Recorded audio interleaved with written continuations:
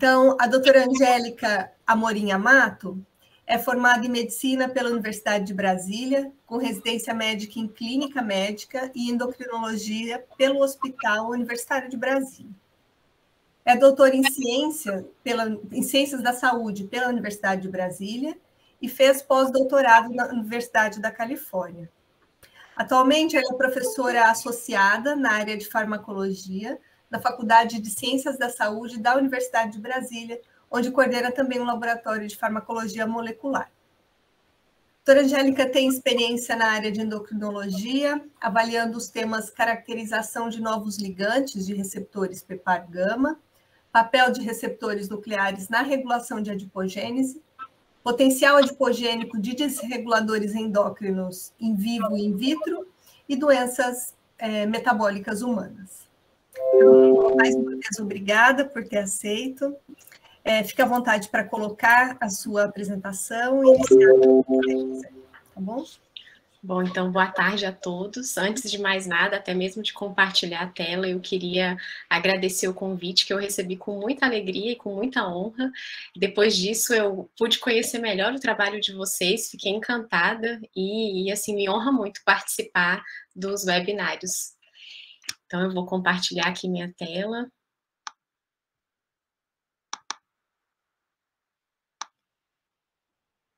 Vou colocar no modo apresentação. Bom, então eu vou falar hoje sobre... Deixa eu só botar o apontador aqui, perdão. Eu vou falar hoje sobre os desreguladores endócrinos como obesogênicos ambientais. E nas últimas décadas, a gente tem visto que o mundo tem se tornado cada vez mais obeso, como a gente pode observar nesse mapa de prevalência da obesidade desde 1975, e com o aumento da prevalência de obesidade, que é definida como um acúmulo excessivo ou anormal de gordura corporal, a gente observa também um aumento da prevalência das suas complicações, como é o caso do diabetes tipo 2, da hipertensão arterial, das dislipidemias, da doença hepática gordurosa não alcoólica, de diversos tipos de câncer e da depressão. E nesse cenário, perguntas importantes são: por que a obesidade tem a sua prevalência aumentada dessa maneira nas últimas décadas, e também por que ela se associa a toda essa coleção de problemas metabólicos? Essa segunda pergunta, especificamente, começou a ser melhor respondida quando se reconheceu que o tecido adiposo, especialmente o tecido adiposo visceral, não é um simples depósito para armazenamento energético, mas um tecido extremamente dinâmico que se comunica constantemente com outros tecidos que são considerados chave na regulação do metabolismo energético. E em situações patológicas, essa comunicação se dá principalmente no sentido de induzir resistência à insulina em tecidos como o músculo esquelético e como o fígado. E a primeira pergunta, por que a obesidade tem tido a sua prevalência aumentada nas últimas décadas, é uma pergunta difícil de responder. A explicação tradicional para a obesidade ou para o acúmulo de gordura corporal sempre foi um desbalanço crônico entre o aporte energético, por meio da alimentação e da absorção de calorias, e o gasto energético. Então, havendo cronicamente um desbalanço com o aumento do aporte em relação ao gasto, haveria o acúmulo de calorias, principalmente na forma de gordura corporal. O problema é que hoje essa explicação é considerada muito simplista, embora de forma geral ela ainda se aplique. O que se entende hoje é que existem uma série de fatores que vão regular cada um desses componentes, o aporte de energia e o gasto de energia. Tanto os fatores biológicos, como fatores genéticos e fatores epigenéticos, quanto fatores comportamentais e fatores ambientais que vão se comunicar com os outros fatores biológicos e comportamentais. E nesse cenário a gente destaca o papel dos desreguladores endócrinos. Os desreguladores endócrinos são definidos como substâncias químicas exógenas ou uma mistura dessas substâncias que é capaz de interferir com qualquer aspecto da ação endócrina. E essas substâncias podem ser tanto naturais quanto sintéticas. Entre as várias maneiras como os desreguladores endócrinos podem interferir na atividade do sistema endócrino, Eu destaco aqui 10 delas que foram caracterizadas como as características-chave dos desreguladores endócrinos. Então, eles podem agir, por exemplo, por interferir com a ativação de receptores hormonais, tanto ativando esses receptores, tendo atividade agonista, quanto se ligando a esses receptores, não induzindo mudança conformacional nos receptores, mas impedindo a ligação dos seus ligantes fisiológicos e tendo, portanto, uma atividade antagonista. Eles podem também comprometer a expressão dos receptores na célula, podem comprometer os mecanismos de sinalização pós-receptor, podem promover alterações epigenéticas que dependem da sinalização hormonal, podem modificar a síntese hormonal, podem modificar o transporte hormonal através de membranas, modificar a circulação dos hormônios na corrente sanguínea, modificar a sua distribuição tecidual, modificar também a sua catabolização ou mesmo a sua excreção e modificar vias celulares que regulam a proliferação, a diferenciação ou até mesmo a apoptose, quando essas vias dependem da sinalização hormonal. As fontes de desreguladores endócrinos são inúmeras, então os humanos e os animais, de uma forma geral, eles podem se expor a essas substâncias por um mecanismo bastante variado. Então, a gente encontra desreguladores endócrinos, por exemplo, no processo de produção de alimentos, como é o caso dos agrotóxicos, dos aditivos alimentares e até mesmo das embalagens que são utilizadas para armazenar os alimentos. Eles também podem aparecer na atividade industrial ou como produtos da atividade industrial, que é o caso dos poluentes do ar. Esses produtos podem também contaminar a água e podem aparecer como substâncias e subprodutos químicos da atividade industrial. Estão presentes também em uma série de produtos relacionados a cuidados pessoais e domésticos, como, por exemplo, produtos de higiene pessoal, cosméticos, produtos de limpeza, os retardantes de chama que podem ser usados na confecção de móveis, de cobertores, por exemplo, e os solventes e revestimentos. Além disso, vários desreguladores endócrinos são encontrados em produtos relacionados aos cuidados com a saúde, como, por exemplo, os produtos farmacêuticos e uma variedade enorme de equipamentos. E entre as doenças que são associadas à exposição aos desreguladores endócrinos, as mais tradicionais, que foram as que começaram o estudo da desregulação endócrina, são as alterações reprodutivas e também as alterações do desenvolvimento neurológico e neurocomportamental. Depois desses primeiros estudos, foram se acumulando evidências a respeito do desenvolvimento de outras doenças em associação com a exposição aos desreguladores endócrinos, como é o caso da disfunção tireoidiana, das neoplasias malignas e também da obesidade e de suas complicações. E um aspecto bastante interessante quando a gente fala de obesidade sendo influenciada pela ação dos desreguladores endócrinos, é a gente olhar como tudo isso começou, como é que se conectaram essas duas linhas do conhecimento, desreguladores endócrinos e obesidade. Então, como é que essa história começou? Um dos marcos mais importantes sobre o pensamento a respeito dessa associação foi uma publicação da Paula Hamilton, em que ela apresentou uma hipótese bastante provocativa a respeito do papel de toxinas químicas no desenvolvimento da obesidade. E um dos argumentos que ela apresentou para sustentar essa hipótese foi o aumento da exposição ao que ela chamou de toxinas químicas, que apareceu depois da industrialização, em paralelo com o aumento da prevalência de excesso de peso. Um ano depois, um outro pesquisador, o Heindel, que é uma figura bastante influente, especialmente na área da origem desenvolvimentista da saúde e da doença, com foco nos desreguladores endócrinos, ele chamou essas toxinas químicas de desreguladores endócrinos, com o argumento de que a sinalização por hormônio está envolvida na regulação de praticamente todos os aspectos do metabolismo energético. Então, seria bem plausível imaginar que essas toxinas, na verdade, se tratariam dos desreguladores endócrinos que já vinham sendo estudados em associação com alterações reprodutivas e também com alterações do desenvolvimento neurológico e alterações comportamentais. E essa ideia do papel dos desreguladores endócrinos como possível etiologia da pandemia de obesidade acabou ganhando força com os trabalhos do professor Blumberg. Então, no laboratório do professor Blumberg, eles estudavam um desregulador endócrino, o TBT, que é o tributilestano ou a tributiltina, e eles observaram que esse desregulador endócrino era capaz de ativar um receptor nuclear, o PPAR-gama, que é considerado um regulador-chave no processo de diferenciação adipositária, e em concordância com essa atividade de induzir a atividade transcricional pelo PPAR-gama, esse grupo observou também que esse composto era capaz de promover a diferenciação de adipócitos em cultura. Então, num ensaio que envolve a exposição de células precursoras, como, por exemplo, pré-adipócitos ou mesmo células mesenquimais, o que o grupo observou foi que quando essas células são induzidas a se diferenciar pela exposição a um coquetel, que tem a presença de uma metilxantina, representada aqui pelo M, a dexametasona, um glicocorticoide, e a insulina, elas são capazes de se diferenciar em adipócitos, e essa diferenciação é bem evidente ao microscópio por meio da avaliação do acúmulo de lipídio intracelular. E é claro que o processo de diferenciação ele pode ser avaliado também por outros desfechos, como, por exemplo, a expressão de marcadores considerados típicos do adipócito. Então, o que esse grupo observou foi que o TBT, quando era usado no processo de indução da diferenciação, era capaz de promover a adipogênese. A gente vê aqui um acúmulo intracelular de lipídios, representado por essa coloração vermelha, bem maior nas células expostas ao TBT do que nas células expostas só ao coquetel de indução padrão, e um aumento do acúmulo lipídico comparável ao observado com a troglitazona, que é um agonista completo do PPAR-gama, utilizado aqui no experimento como um controle positivo.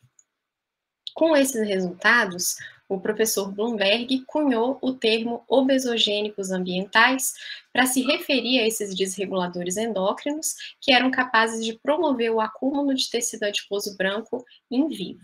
E mais tarde ele expandiu um pouco essa definição para diferenciar obesogênicos genuínos, que seriam aquelas substâncias que comprovadamente promovem um aumento da massa adiposa branca em vivo, dos obesogênicos potenciais, que seriam aquelas substâncias que comprovadamente induzem a adipogênese em cultura de células, mas que eventualmente não tenham sido estudadas em vivo.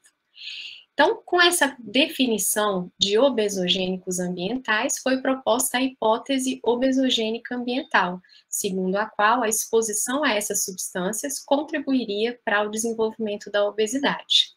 Alguns anos depois, essa hipótese acabou sendo expandida porque se reconheceu que muitas dessas substâncias com potencial obesogênico eram capazes de desencadear alterações metabólicas típicas da obesidade, mas independente do acúmulo de massa adiposa. Então, eram, por exemplo, capazes de desencadear diabetes sem necessariamente desencadear ganho de peso, capazes de desencadear doença hepática gordurosa não alcoólica, independentemente do ganho de peso.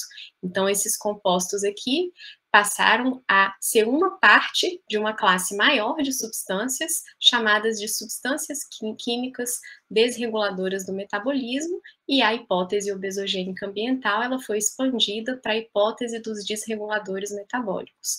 Então, segundo essa hipótese, a exposição a essas substâncias químicas, chamadas então de desreguladores metabólicos, estaria envolvida no desenvolvimento da obesidade. Hoje existem inúmeras evidências de que isso acontece, e essas evidências vêm de duas linhas principais.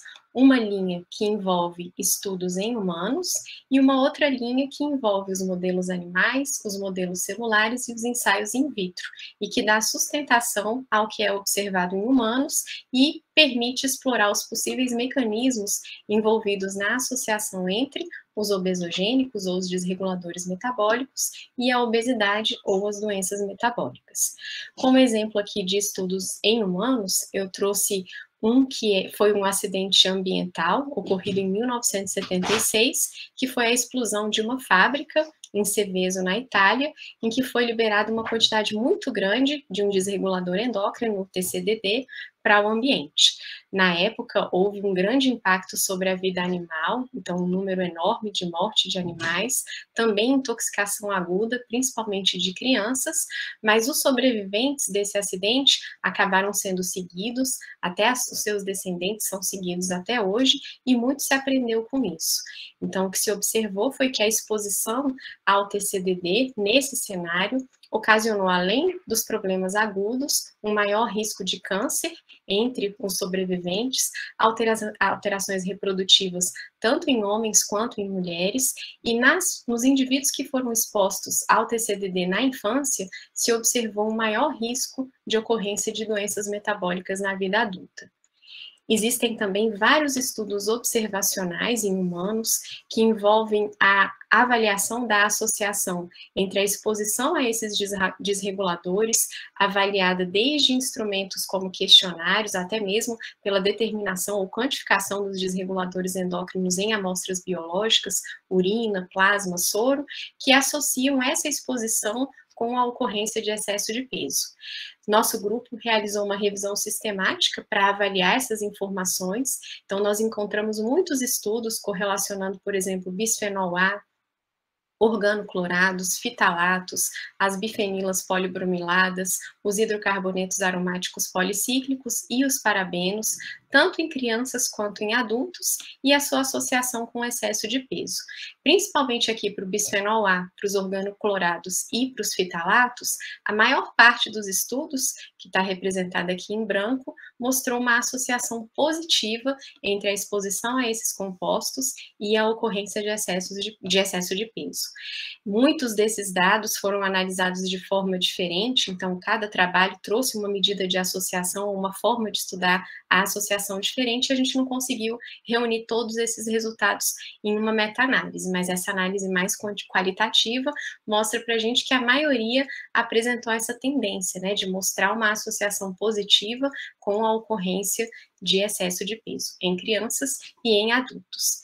E como exemplo de um desses vários estudos epidemiológicos, eu trouxe aqui um exemplo, os resultados de um desses estudos, que tem sido até uma tendência dos estudos mais recentes, de sempre associar uma parte experimental com a observação em humanos, como uma maneira de fornecer uma prova de conceito e também de explorar os possíveis mecanismos que estão envolvidos nessa associação. Então, nesse estudo, gestantes foram avaliadas em relação à exposição aos parabenos, que são encontrados em produtos de higiene pessoal e em cosméticos, pela determinação da sua concentração urinária durante a gestação. E as crianças foram acompanhadas no período pós-natal até a idade de 8 anos, e o que os pesquisadores observaram foi que a exposição intrauterina a um dos parabenos, o butilparabeno, se associou positivamente com o índice de massa corporal nas crianças entre 1 e 8 anos de idade, e essa associação foi mais forte no caso das meninas. Para explorar os mecanismos envolvidos nessa associação, os autores usaram um modelo celular humano e um modelo celular de camundongo para estudar a adipogênese nesses dois modelos celulares. E o que eles observaram foi que nem no modelo humano, nem no modelo de camundongo, o butilparabeno foi capaz de induzir a adipogênese. Eles reproduziram o desenho do estudo epidemiológico em animais, então eles expuseram camundongos fêmeas ao butilparabeno durante a gestação e observaram a prole. E o que eles observaram na prole foi um aumento do ganho de peso em resposta à dieta e, junto com isso, um aumento da ingestão alimentar. E aí eles conseguiram até comprovar alterações epigenéticas no gene da propionelanocortina que promoviam uma alteração da regulação da saciedade que justificava esse aumento do consumo alimentar. No nosso laboratório, a gente estudou a exposição ao bisfenol A entre crianças residentes em uma cidade do entorno do Distrito Federal, que é a cidade de Ceilândia. Então, 343 crianças entre 6 e 11 anos foram submetidas à coleta de amostra de urina para a quantificação do BPA. O que nós fizemos foi, em colaboração com o Instituto de Química da UNB, validar um método para quantificar o BPA na urina e avaliar a associação entre a exposição ao BPA e a ocorrência de excesso de peso nessas crianças.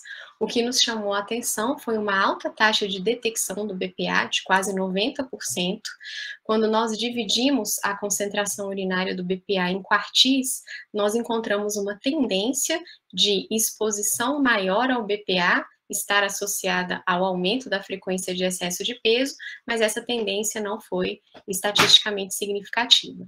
O que chamou mais atenção mesmo foi esse nível de exposição, então um nível de exposição bem elevado, e a média de concentração urinária do BPA nessas crianças, ela foi maior do que a que tinha sido descrita num estudo nacional anterior, que envolveu várias regiões do Brasil, e foi parecida com a que é descrita em países como a Índia e como a China, e foi superior à que é descrita em países com um produto interno bruto ou um índice de desenvolvimento humano maior do que o do Brasil, como vários países da Europa. A segunda linha de evidências é a que vem de modelos animais e dos estudos in vitro. Então, esses estudos, eles mostram que essas substâncias que são chamadas de obesogênicos, esses desreguladores endócrinos, são capazes de interferir tanto com aspectos periféricos quanto com aspectos centrais da regulação do metabolismo para promover obesidade e as suas complicações. E eles mostram também características típicas do que se espera em relação à ação hormonal e do que é até observado em estudos em humanos. Então, o que esses estudos reforçam é que existem períodos de maior suscetibilidade do organismo à exposição a essas substâncias, especialmente os períodos do desenvolvimento, em que o sistema endócrino costuma ter um efeito organizacional, não apenas um efeito ativacional. Também mostram uma relação não linear entre o grau de exposição aos desreguladores endócrinos e a ocorrência de desfechos desfavoráveis, o que acaba sendo bastante importante, porque faz com que seja necessário mudar o paradigma toxicológico, né, de que quanto maior a dose, maior a probabilidade de efeito, e mostram também o dismorfismo sexual, que é uma característica da ação endócrina e da atividade geral dos desreguladores endócrinos. Para ilustrar os resultados desses estudos envolvendo modelos animais, eu trouxe aqui um estudo que envolveu a exposição perinatal ao bisfenol A com uma ampla faixa de concentrações. Então, essas fêmeas, durante a gestação, foram expostas a concentrações de BPA que variaram de 5 a 50 mil microgramas por quilo de peso por dia, correspondendo a valores desde 10 vezes inferiores até 10 vezes superiores àquele valor em que nenhum efeito adverso é observado. E aí esse estudo observou a prole desses camundongos e conseguiu verificar que na geração F1, a prole de machos de gestantes que tinham sido expostas a concentrações inferiores ao NOAEL apresentaram aumento de peso, aumento da massa adiposa abdominal, acompanhada de uma diminuição da tolerância à glicose. E em termos mecanísticos, esses modelos animais, junto com os ensaios celulares, mostram que os desreguladores metabólicos, os obesogênicos, são capazes de interferir em vários aspectos da regulação do metabolismo energético. Então, eles são capazes de interferir no gasto energético, por exemplo, por meio da sua interferência com os hormônios tireoidianos, sua interferência com a musculatura esquelética, sua interferência com o tecido adiposo termogênico, são capazes de interferir com a ação da insulina nos tecidos-chave para a ação da insulina, são capazes de interferir com a secreção de insulina e são capazes também de regular o aporte de energia. Isso tudo tanto com ações periféricas quanto com ações centrais. E como é que isso tudo aconteceria? Quais seriam os mecanismos responsáveis pela ação em cada um desses componentes aqui da homeostase energética? Um dos focos principais de estudo dos desreguladores metabólicos são os receptores hormonais, especialmente os receptores nucleares. Então, já há vários estudos caracterizando, por exemplo, a ação dos desreguladores metabólicos em receptores estrogênicos, no receptor de glicocorticoide, nos receptores de hormônio tireoidiano, no PPR-gama, no PPR-alfa, no receptor androstano constitutivo e no receptor pregnano X. Então, vários desses compostos já foram caracterizados como agonistas ou antagonistas desses compostos, e isso explicaria sua ação no processo de diferenciação dos adipócitos, no peso corporal e também na secreção de insulina ou mesmo na sinalização pela insulina. Um dos principais focos de estudo que acaba derivando desses receptores é o processo de adipogênese, que está intimamente relacionado com essa ação de promover acúmulo de gordura corporal, e que é um processo que depende especialmente aqui dos receptores PPR-gama e do receptor RXR, que é o parceiro dimérico do PPR-gama. Então, nesses estudos de adipogênese, o que é realizado, como eu até apresentei anteriormente com as células 3T3L1, é que células precursoras, podem ser células mesenquimais ou pré-adipócitos, são induzidas a se diferenciar em adipócitos em cultura. E quando isso é estudado, esse processo é estudado em associação com os desreguladores endócrinos, já se documentou que esses desreguladores são capazes, quando a exposição acontece antes da indução da diferenciação adipogênica, em comprometer essas linhagens celulares ou essas células mesenquimais com a diferenciação em adipócitos. Ou seja, a célula que tem uma característica multipotente, quando ela é exposta ao desregulador endócrino, ela vai acabar se diferenciando preferencialmente em adipócito, quando comparada a uma célula que não foi exposta ao desregulador endócrino.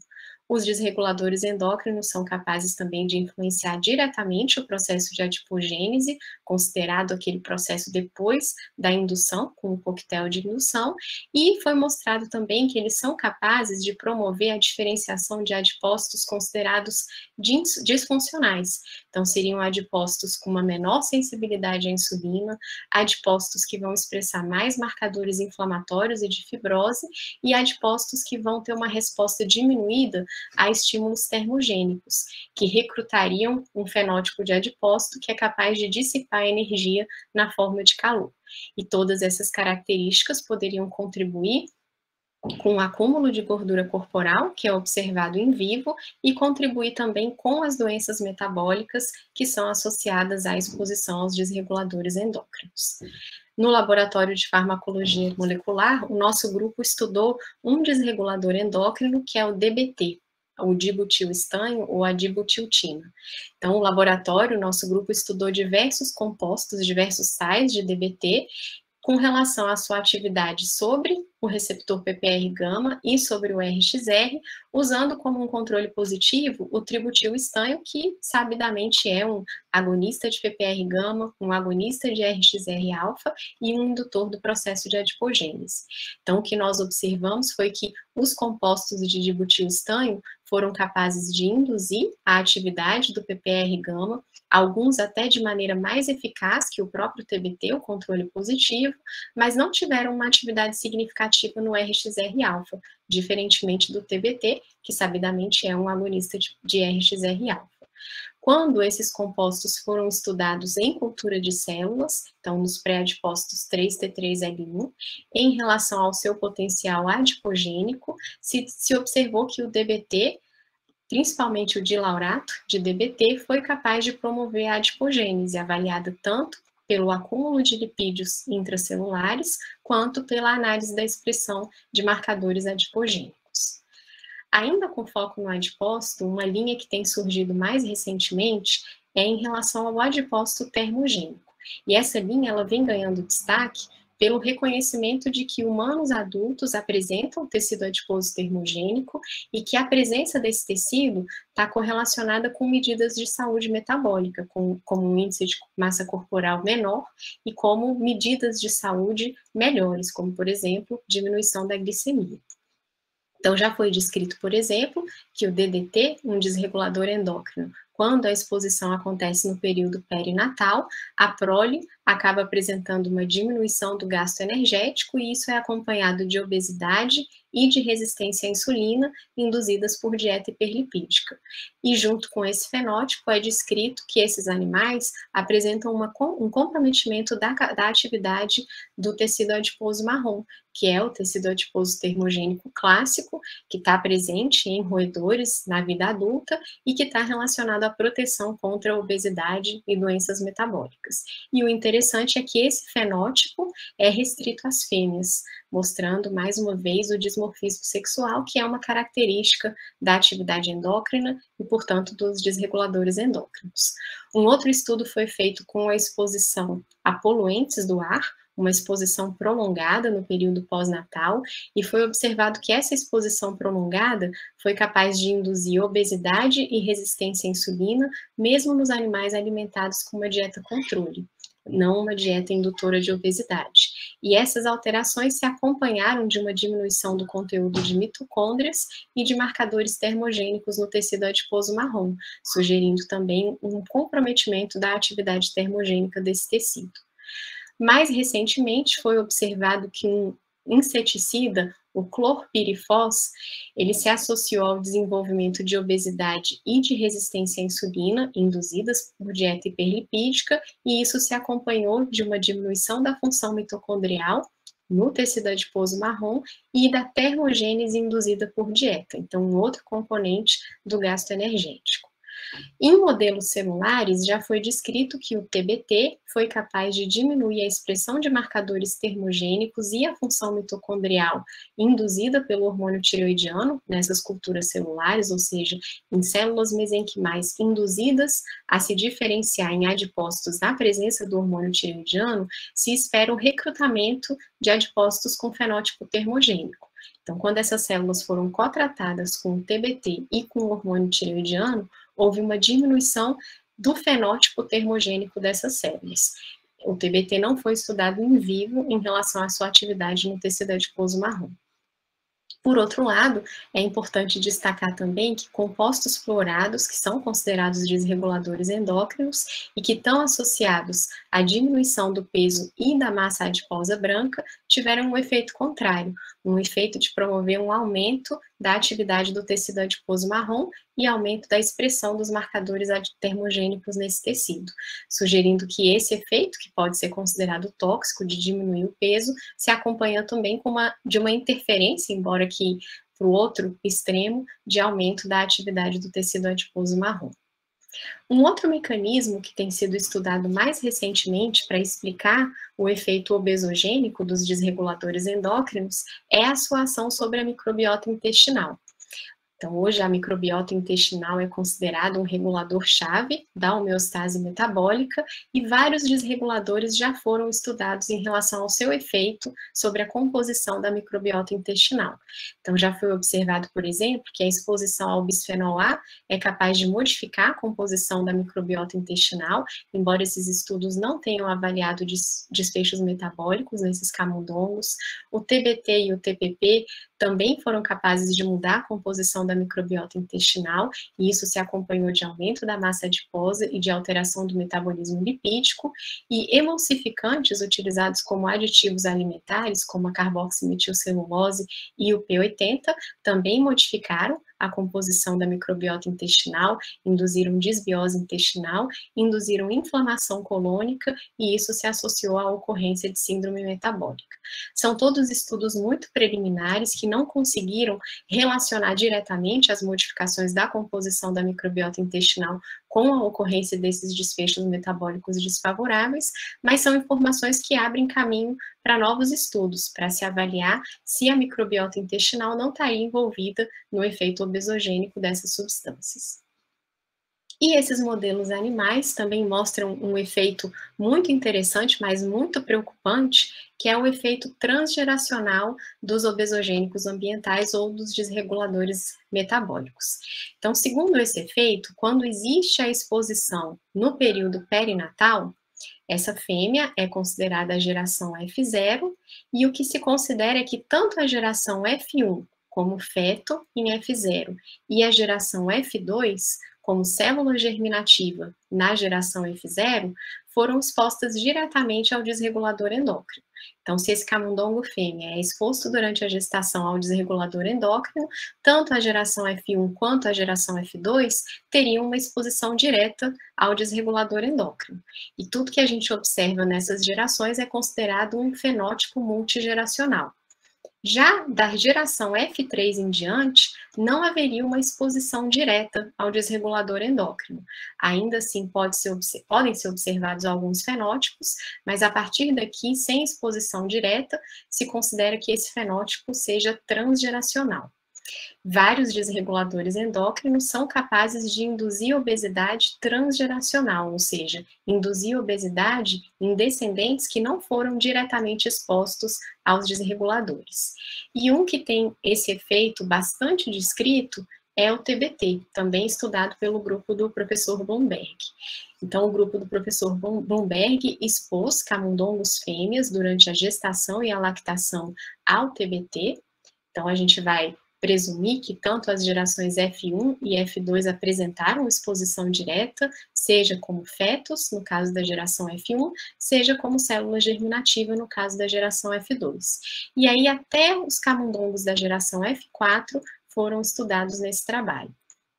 Quando os camundongos, especificamente aqui da geração F4, ou seja, uma geração a partir da qual já se considera um fenótipo transgeracional, o que se observou foi que os camundongos machos, representados aqui com a sua massa gordurosa em vermelho, e a sua massa magra em azul, apresentaram um aumento da massa adiposa quando alimentados com dieta hiperlipídica, acompanhado de uma diminuição da massa magra.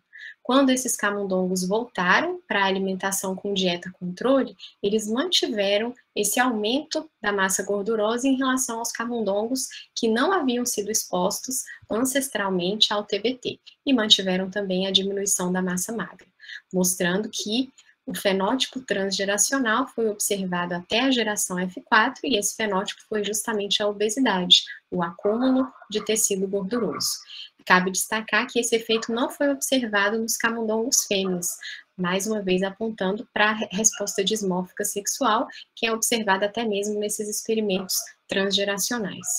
Experimentos transgeracionais já foram conduzidos para outros desreguladores endócrinos, como, por exemplo, o TBT, além do TBT, o bisfenol A, os fitalatos, pesticidas como o DDT e o metoxiclor, o glifosato e metais pesados. E em todos eles, alguns, estudando até a geração F6, foi observado o fenótipo de obesidade transgeracional.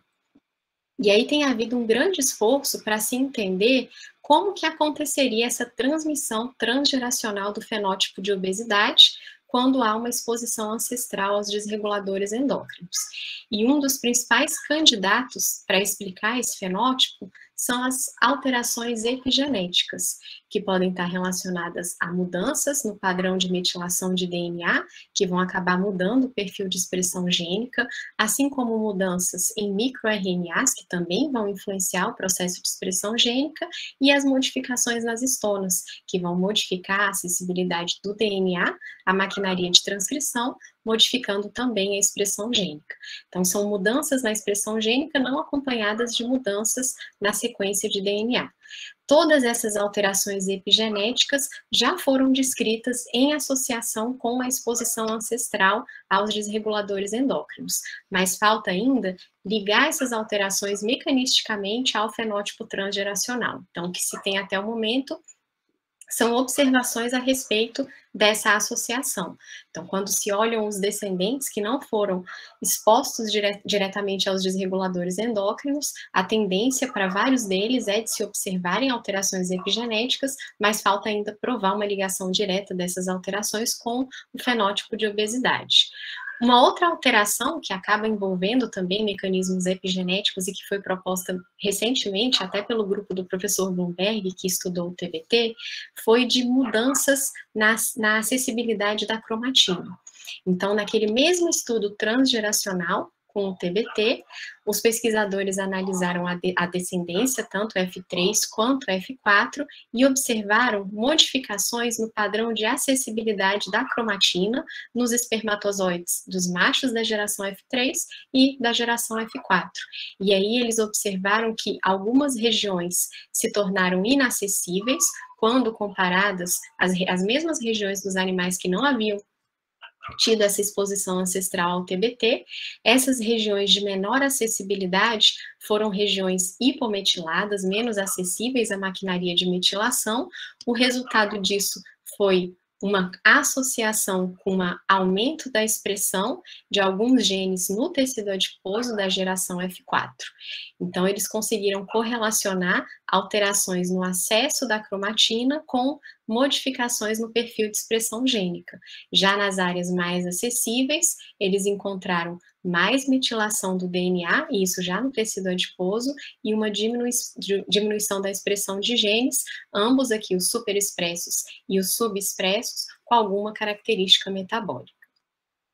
E aí, diante de todos esses conhecimentos, né, o que a gente precisa avaliar é que sempre que a gente aprende alguma coisa nova, muitas perguntas aparecem. O campo de desreguladores endócrinos relacionados à obesidade ou de obesogênicos ambientais, desreguladores metabólicos, ele tem só 15 anos. Então, provavelmente, o volume de conhecimento acumulado até o momento representa aquela ponta do iceberg. Então, existem muito mais perguntas do que respostas. Entre perguntas importantes que ainda precisam ser respondidas são quais seriam os desreguladores metabólicos? Será que a gente conhece todos ou conhece a maioria deles? Como exatamente eles atuam? Muitos dos achados dos estudos experimentais, eles acabam ainda não tendo uma base mecanística direta com o fenótipo de obesidade. Como que esses desreguladores interagem com outros fatores ambientais que também estão envolvidos no desenvolvimento de doenças metabólicas? Como que aconteceria o efeito de misturas desses desreguladores, desses obesogênicos, já que num cenário de vida real, os animais, os humanos, estão expostos a uma mistura desses compostos. Eles teriam atividade sinérgica, atividade antagônica, e esses efeitos, de alguma maneira, poderiam ser reversíveis ou mesmo tratáveis? Tem havido, claro, um grande esforço para se responderem a essas perguntas. Talvez uma das perguntas que tem um aspecto mais prático quando a gente pensa em proteção à vida seria a gente ter uma capacidade maior de reconhecer esses desreguladores metabólicos. Então, tem havido algumas iniciativas no sentido de se facilitar o reconhecimento dessas substâncias, e aí eu chamo a atenção para uma iniciativa da União Europeia, que é o projeto Golias, que é o acrônimo para Geração de Abordagens Novas, Integradas e Internacionalmente Harmonizadas para testagem de compostos desreguladores do metabolismo, na tentativa de se uniformizarem esses métodos para se facilitar o reconhecimento dessas substâncias. Mas é claro que, apesar de todas essas limitações, a gente tem que considerar que o volume de conhecimentos acumulado nesses últimos 15 anos, ele é suficiente para que a gente implemente proteção tanto da geração atual quanto das futuras gerações, se a gente imaginar que esse efeito pode ser levado até para as gerações que não foram expostas diretamente. E essas medidas de proteção, elas dependem, é claro, de uma comunicação melhor entre os cientistas e as agências reguladoras, as agências de saúde pública, e dependem também de uma divulgação desses conhecimentos para os profissionais de saúde que estão diretamente em contato com o paciente e que podem fornecer a esses pacientes medidas simples, né, de como eles se alertarem para a presença dos desreguladores endócrinos e se protegerem desses compostos. Então, eu vou terminar aqui mais uma vez agradecendo o convite e agradecendo a atenção de todos. Vou descompartilhar minha tela. Excelente, Angélica, excelente palestra, muito obrigada, assim, que aula incrível, muito obrigada mesmo. Eu que agradeço mais uma vez. Então, agora a gente abre para perguntas, comentários, tem alguém que se inscreve? Por favor, Antônio Marcos. Professor Egberto, eu vou dar... Está com o seu microfone desligado.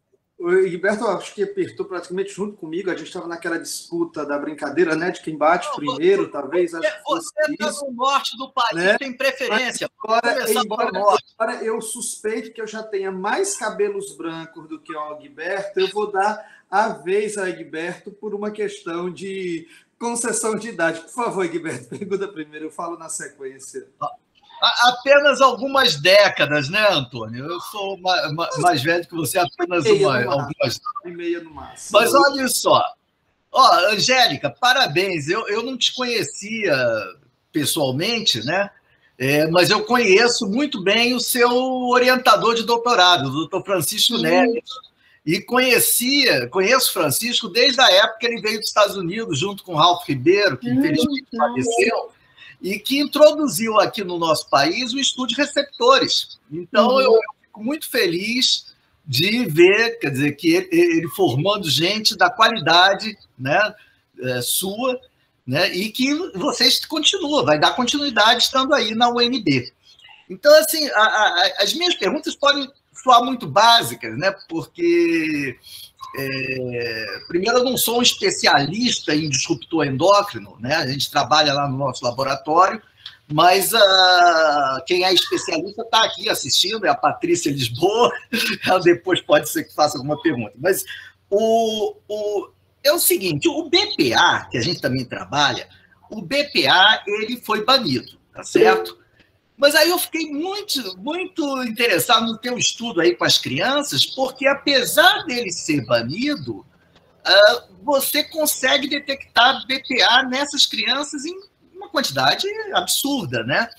E a gente sabe que também ele, apesar de ser banido em alguns produtos, não é em todos. Por exemplo, nos plásticos que a gente usa no centro cirúrgico, no CTI, tem ainda BPA, né, em alguns deles. E quando você não tem BPA, tem BPS. BPS parece que faz os mesmos efeitos. Então, esse é o primeiro ponto. Não sei se você vai esquecer, mas... E aí eu vou para o TBT. E achei interessante. TBT e DBT. Né? A mesma coisa que PBA e o PBS. Quer dizer, o TBT eu sei, que era usado no casco de navio para evitar formação de crosta e tal. O DBT eu queria saber para que ele é utilizado, né? E a questão do efeito transgeracional é muito importante, porque mostra que tudo que a gente fizer agora não vai impedir que nossos netos, né? Nossos netos não, os netos dos meus netos já, né? Vão ser afetados por tudo que a gente causou hoje de contaminação ambiental, né?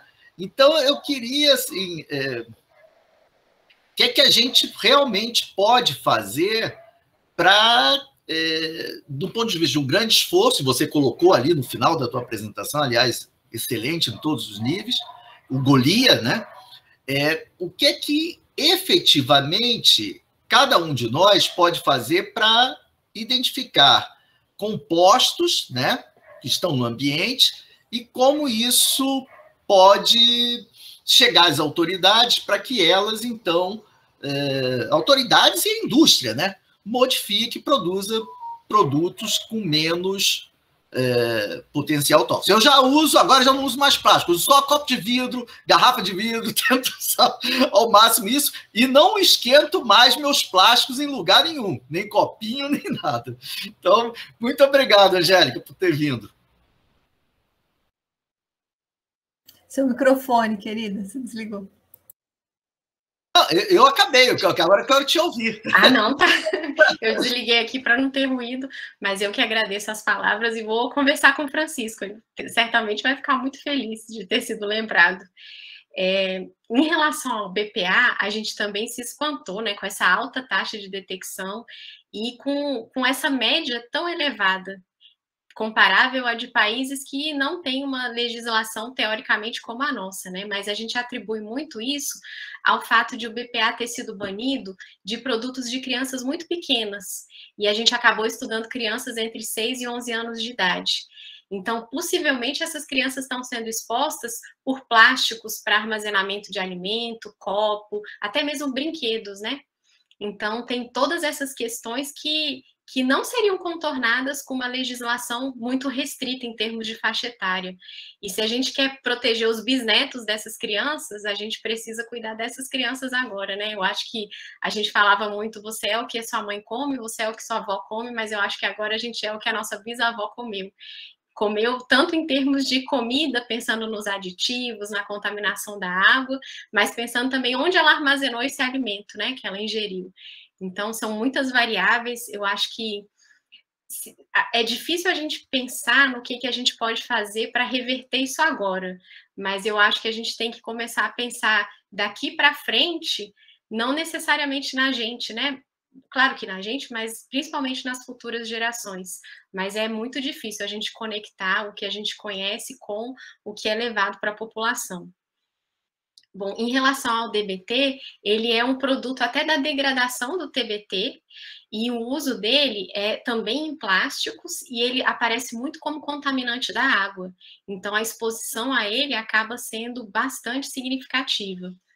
E o laboratório, né, até esse estudo ele foi desenvolvido por uma professora, eu só colaborei, a professora Flora, lá do nosso departamento, e o que ela mostrou foi exatamente esse potencial adipogênico que vai acontecer não só com um TBT, mas com o seu metabólito, que também tem exposição humana, os humanos estão expostos a ele de uma maneira significativa. E a outra pergunta foi relacionada aos cuidados, né? Eu acho que isso aí talvez seja a parte mais difícil da gente convencer as pessoas, justamente porque a gente não tem essa base mecanística tão dissecada para provar que isso está acontecendo, não só no animal, mas principalmente no humano, né? A gente teria que ir atrás de marcas epigenéticas que a gente pudesse monitorar no humano para comprovar essa exposição, talvez, e mostrar que os nossos paradigmas toxicológicos precisam mudar, né? Então, a gente não está abordando essa questão não linear de dose e efeito, a gente não está abordando essa questão transgeracional quando a gente faz estudo toxicológico clássico com esses clássicos, né? Com esses desreguladores endócrinos. Mas eu acho que esse trabalho vai acabar sendo um trabalho de formiguinha, né? De educação das pessoas. Porque a gente vê que, infelizmente, não existe um interesse tão grande, por exemplo, das autoridades, né, em brigar com a indústria, enfim. O próprio bisfenol S que você colocou, né, que está sendo usado como um substituto do bisfenol A, ele tem os mesmos efeitos. E cada vez mais se identificam os problemas desses compostos que vêm aí como substitutos, né? Então, eu acho que talvez a gente consiga fazer a diferença com educação. Perfeito. Obrigado. Imagina. E não existe a necessidade, né, Angélica, de se comunicar que existe o contaminante, né, ou o desregulador endócrino. Então, isso é um problema enorme, porque se a gente soubesse, né, no que tem, a gente poderia dizer, ó, optar por usar ou não, né? Uhum. Tem uma marca famosa de plástico, né, para armazenamento de alimentos, que se você entra no site dele, ele diz que ele aceita a contaminação porque está abaixo dos níveis aceitáveis, né? Mas a gente sabe que... com base em que esses níveis são definidos, né? Certamente não é com base na atividade desreguladora endócrina. Não. Muito bem. Por favor, Antônio Marcos. Bom, boa tarde a todos. Primeiro, inicialmente, Angélica, muitíssimo obrigado pela tua aula, pela tua exposição muito clara, muito didática, uma delícia de acompanhar e de assistir. Realmente uma tarde singular, essa de hoje. Eu queria pegar um pouquinho o gancho dos estudos que você comentou com F3, com F4, agora já no último terço da tua fala, na verdade, mais para ouvir a tua opinião do que para uma pergunta direta. Eu discutia isso no início dessa semana e assisti uma palestra da professora Helena Zambrano, do México, e que falava justamente sobre essa questão de suscetibilidade da prole masculina ou da prole feminina aos efeitos intergeracionais ou transgeracionais. E a pergunta que eu fiz a ela foi justamente isso: por que existe uma aparente maior suscetibilidade dos machos em relação às fêmeas a esses efeitos transgeracionais? Ela acabou me respondendo que, aparentemente, do ponto de vista cardiometabólico, os machos realmente são mais suscetíveis, mas, aparentemente, do ponto de vista de neurológico, do ponto de vista afetivo, as fêmeas são mais suscetíveis nesses efeitos transgeracionais. E aí os teus resultados, os dados, não só os teus, mas os dados que tu mostraste aqui, deixa para a gente uma ideia muito clara, voltando para os machos. Então, assim, a gente ainda sabe muito pouco das marcas epigenéticas, a gente ainda sabe muito pouco dessas impressões de fato, mas se eu puder comparar um esperma ou um óvulo, por exemplo, na tua opinião, o que será que o esperma tem que o torna mais suscetível, ou o que será que o óvulo tem que o torna mais resistente a essas alterações? Será que a gente já tem informação que permita alguma elucubração nesse sentido, Angélica? Bom, pelo que eu leio, ainda está muito incipiente, até porque assim, a própria célula germinativa, a célula germinativa feminina, ela não é tão extensamente estudada quanto a masculina. E existe também uma controvérsia relacionada a essas alterações epigenéticas como base do efeito transgeracional, por conta daquele efeito de deleção das marcas epigenéticas ao longo do desenvolvimento da linhagem germinativa e do zigoto. Então, existe uma dificuldade geral, né, de se explicar por que isso acontece, mas o fato é que essas alterações estão sendo observadas, tanto em nível de célula germinativa, quanto no tecido. No tecido aqui, no caso, o foco da obesidade, das doenças metabólicas. Mas, olhando assim o todo, essa parte eu acho difícil explicar, assim, a suscetibilidade diferencial. E olhando o todo, eu acredito que o desregulador endócrino, ele acabe sendo um pedaço da história toda.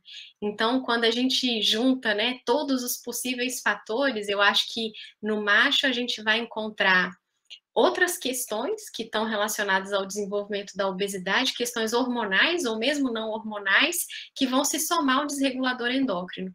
Para muitos deles, por exemplo, só é observado o efeito obesogênico quando existe um segundo estressor, como, por exemplo, a dieta.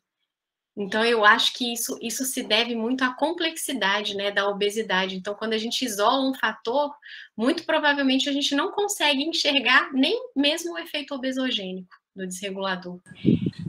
E aí é difícil até a gente imaginar quais seriam as abordagens, né, para responder a essa pergunta. Porque como que a gente vai, por exemplo, provar que essas alterações epigenéticas começaram lá atrás e estão sendo transmitidas e por isso transmitindo o fenótipo, né? Eu não sei se vai ser tão simples quanto, por exemplo, o efeito de transplante de microbiota, né, para provar o efeito da microbiota, enfim.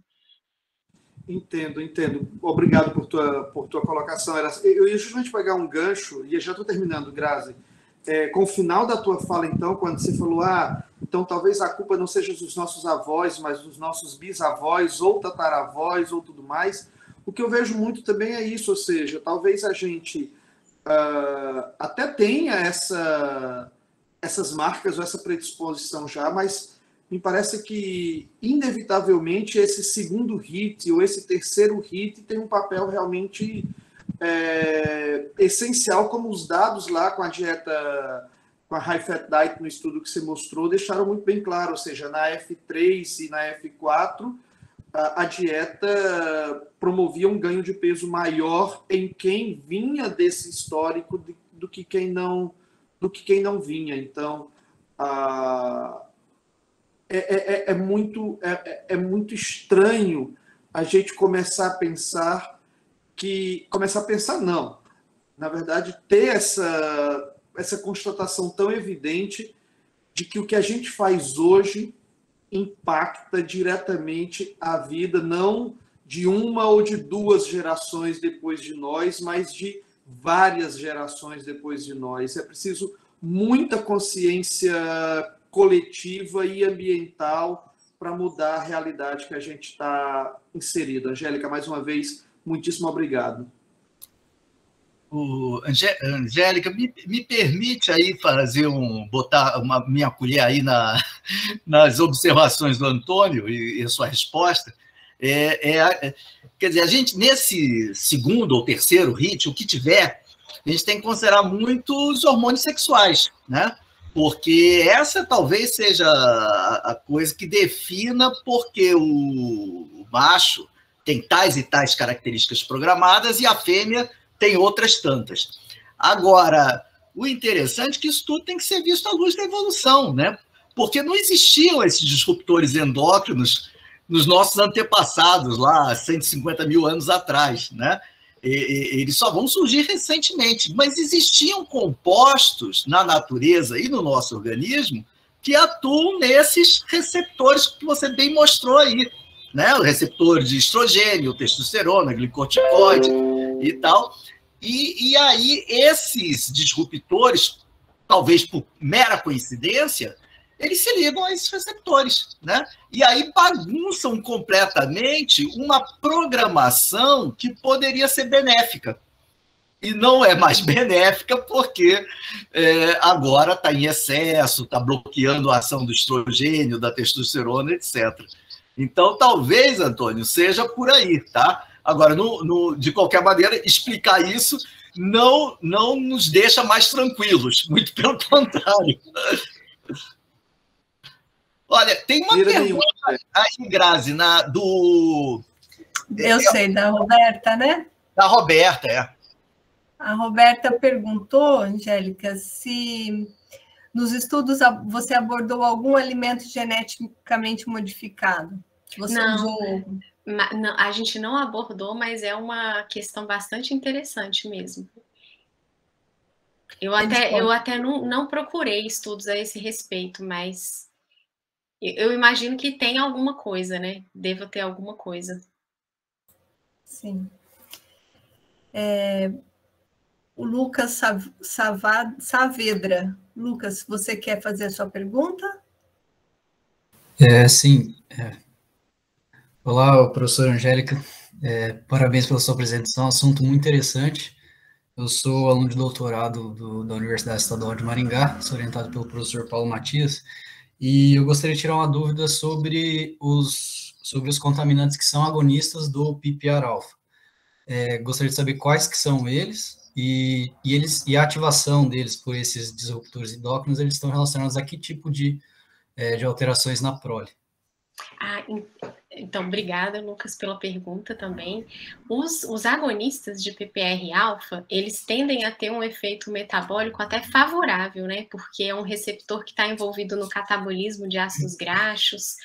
E do que eu já li, o que eu observei é que tem alguns compostos, a gente mesmo está estudando alguns, que são antagonistas do PPR-alfa. Uma dificuldade que a gente tem é até em relação às características dos próprios PPARs, né, que são receptores que têm um bolso de ligação grande e que poderiam acomodar vários compostos. Então, as próprias glitazonas, elas são pan-agonistas de PPAR, então elas têm uma atividade mais eficaz no PPR-gama e são agonistas mais fracos do PPR-alfa e do PPR-delta. Mas os desreguladores endócrinos como agonistas do PPR-alfa, eu confesso para você que eu nunca vi assim, um que tivesse uma atividade seletiva. Mas é uma coisa que valeria a pena dar uma olhada mesmo. E a ativação do PPR-alfa está relacionada a coisas benéficas benéficas, exatamente. Um fenótipo mais magro, digamos assim. Exatamente. Uhum. Tá. Mas agora, aproveitando que você falou sobre os antagonistas também, quais que são esses que são antagonistas do alfa? Então, os que a gente estudou, entre os que a gente estudou, o próprio DBT, ele tem uma atividade antagonista em PPR-alfa. Só que aí quando a gente coloca e tenta passar isso para o in vivo, é bastante complexo, porque ele é um agonista fraco de RXR, pelo menos alguns sais, um agonista parcial de PPR-gama e um antagonista de PPR-alfa. Então, para a gente pensar qual é o efeito final disso tudo, né? É complexo, assim. E eu acredito até que haja efeitos que vão além dos PPARs. Então, é difícil a gente traduzir esses dados de célula, muitas vezes, para o dado em vivo. Tá. Muito obrigado, professor. Nada. Talvez por essas características dele também, que as respostas nunca são lineares, né? Então, a gente não... É difícil estabelecer dose mínima, né? Concentração mínima de exposição, justamente por essas características. Pode ser que numa concentração mais alta funcione como um antagonista, ou de um tipo de receptor, né? Ou em outro agonista inverso, e aí a gente tem de tudo nessa história, né? Bem complicado mesmo. Mais perguntas, gente? Deixa eu ver, nós temos aqui no chat, deixa eu ver. O pessoal está só parabenizando. Parabenizando. Obrigada. Muito bom mesmo. Eu vou aproveitar para parabenizar também, Angélica. Estou, assim, apaixonada pela sua aula, por tudo que você apresentou. Que bom que a gente te achou, né? Que você está aqui com a gente, porque muito bonita a sua fala, você fala muito bem, é gostoso te ouvir, né? Sua apresentação foi muito bacana. E, inclusive, quando eles perguntam, né, sobre as gerações e sobre a quantidade de coisas que podem acontecer. A gente vê tanto tipo de programadores, né, fatores que programam. Então, a somatória de todos eles no ser humano, porque não é um rato que a gente controla as exposições, é impressionante a gente pensar no quanto que pode ter de marcas, né? E sabendo dos tipos de marcas que podem ter, a gente fala, a metilação, tudo mais, mas a gente vê que existem diversos caudas das estonas que podem ser metiladas em diferentes resíduos, e é como que um código, né, dessas diversas caudas em cada tipo delas, em diferentes resíduos, são códigos que são passados, então a coisa cada vez complica mais, né? Como quando você falou onde pode ser alterado, que tinha aquele monte de coisa, né? Na sinalização, na excreção, pode atuar em tantos lugares, né? E para você estudar uma via, onde está sendo alteração, são tantas as possibilidades, né? Então, realmente, a coisa é complicada, né, gente? E principalmente quando a gente considera que o que a gente tem no ambiente é uma mistura, né? E qual é o efeito dessa mistura? É sinérgico, antagônico, aditivo, enfim. Quando você falou de experimentos que usam exposição à poluição, né? Que tipo de poluentes? O que eles fizeram nesse especificamente foi pegar matéria particulada com um determinado diâmetro.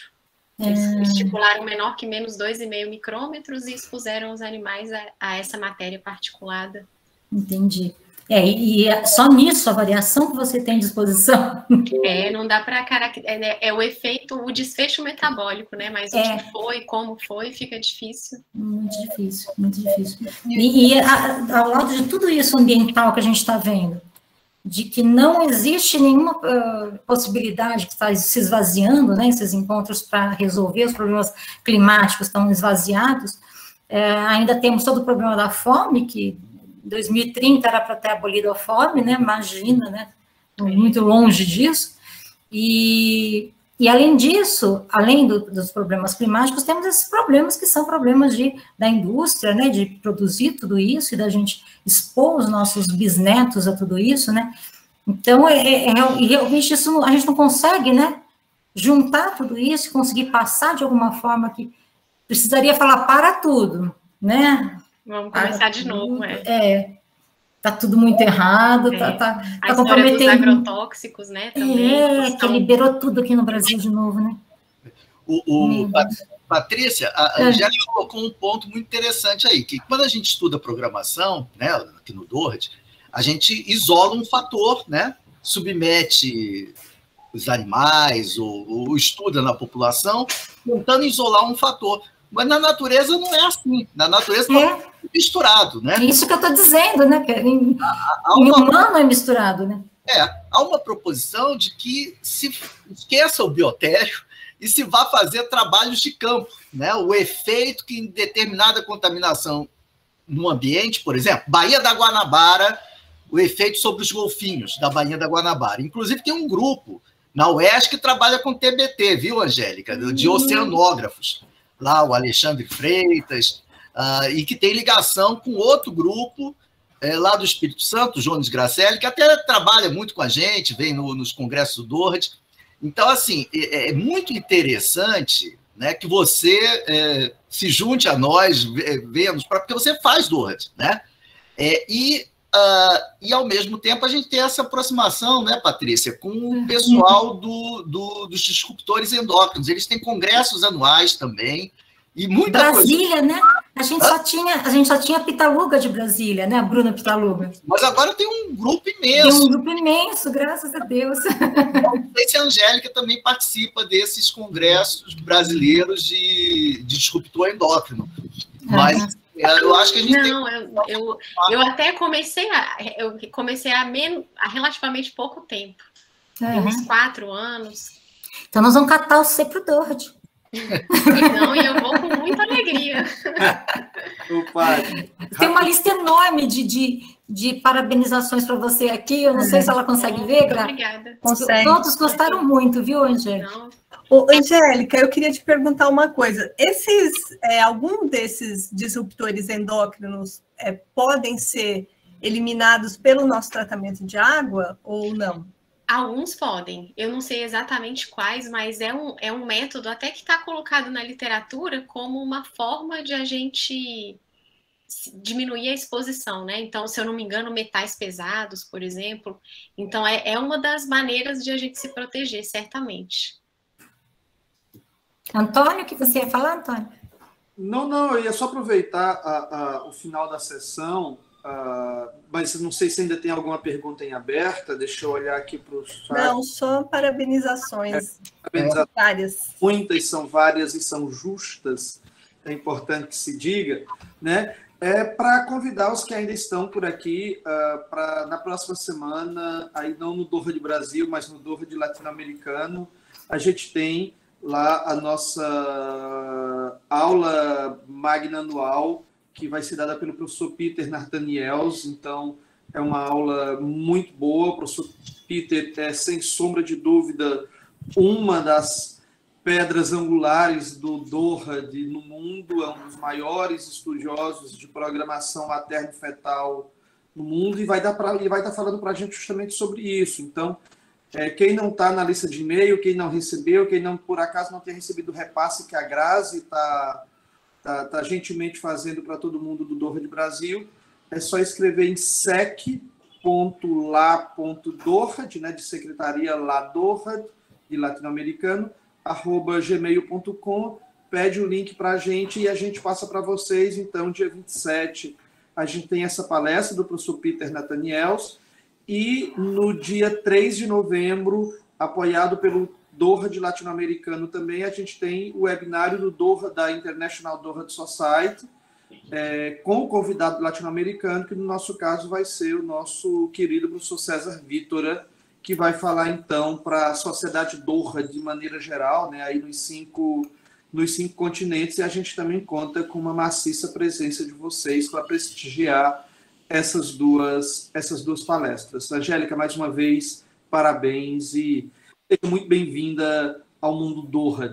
Acho que a gente tem um exemplo daqueles várias pessoas que a gente costuma comentar que faz Doha sem saber que faz Doha, ou seja, Doha sem saber. Eu acho que tudo é Doha de hoje, sinceramente.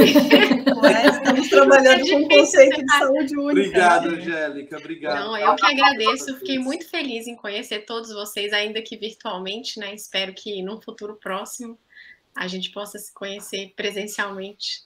2022, se tudo der certo. Teremos congresso, Angélica. Teremos congresso. Então, gente, nós encerramos por aqui. Angélica, mais uma vez, muitíssimo obrigada. Tem a foto, né, Graziela? Vamos fazer a foto. Muitíssimo obrigada, viu? Em nome de todos nós e das pessoas que assistiram a palestra, os comentários foram incríveis e a aula foi realmente incrível, tá?